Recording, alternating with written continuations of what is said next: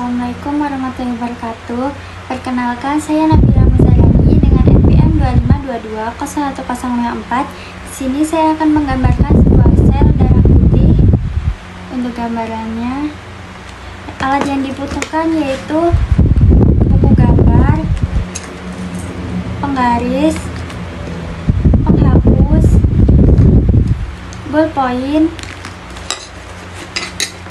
warna, dan ada krayon. Langsung saja kita ke videonya. Nah, jadi sekarang kita akan belajar mengenai sel darah putih. Tepatnya kita akan mengenal jenis-jenis sel darah putih. Jadi sel darah itu ada tiga macam.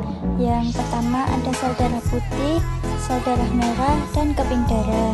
Pada video ini kita akan membahas tentang sel darah putih, di mana sel darah putih ini sangat istimewa karena di dalamnya mempunyai inti sel. Sel darah putih atau leukosit secara garis besar dibagi menjadi dua kelompok utama.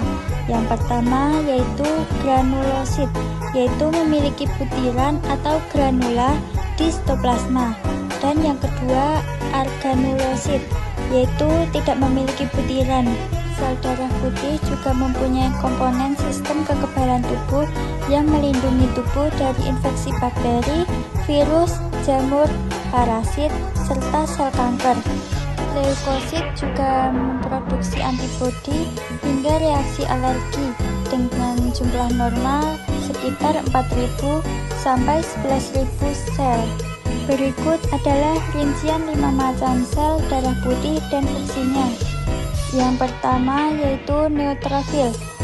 Neutrofil ini merupakan respon imun pertama yang paling dominan. Neutrofil bekerja dengan cara memakan fagosinosis dan membunuh bakteri serta jamur secara langsung. Mereka hidup kurang dari sehari dan terus diproduksi oleh sumsum tulang. Untuk karakteristiknya memiliki inti sel berlobus dan sitoplasma berwarna merah muda pucat. Yang kedua yaitu eosinofil. Fungsinya melawan infeksi parasit seperti cacing dan memegang peran penting dalam merespon reaksi alergi. Eosinofil juga terlibat dalam membunuh sel kanker. Untuk karakteristik dari eosinofil yaitu mengandung granula berukuran besar yang berwarna merah hingga merah muda. Yang ketiga yaitu basofil. Basofil memiliki fungsi yang terlibat dalam reaksi alergi dengan melepaskan zat seperti histamin. Zat histamin ini untuk meningkatkan aliran darah ke area infeksi. Selain itu ada heparin, yaitu mencegah penggumpalan darah. Untuk karakteristiknya, jumlahnya paling sedikit dan mengandung granula berwarna biru hingga keunguan. Yang keempat yaitu limfosit. Limfosit memiliki fungsi untuk memproduksi antibodi yang melawan patogen dan mengatur sistem imun. Terbagi menjadi 3, yaitu sel T untuk mengatur respon kekebalan dan langsung membunuh sel yang terinfeksi virus atau sel kanker. Sedangkan sel B untuk memproduksi antibodi, yaitu protein khusus untuk menargetkan bakteri dan virus. Sedangkan yang natural killer checklist atau sering disebut NK checklist yaitu untuk menghancurkan sel tubuh yang terinfeksi atau bermutasi menjadi kanker.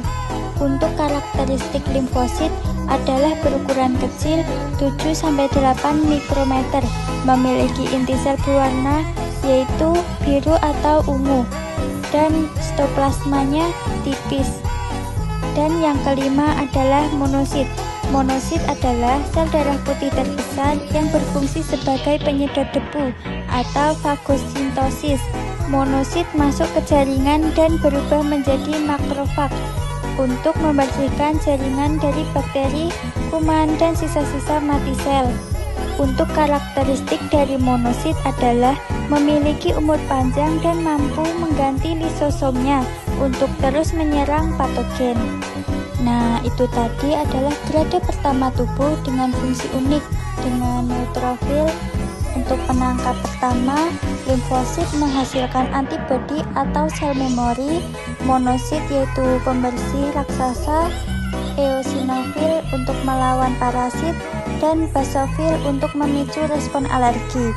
Totalnya hanya kurang dari 1% darah, namun sangat krusial melawan infeksi tubuh. Secara ringkas, kelima jenis ini bekerja secara spesifik untuk menjaga sistem kekebalan tubuh tetap aktif dan responsif.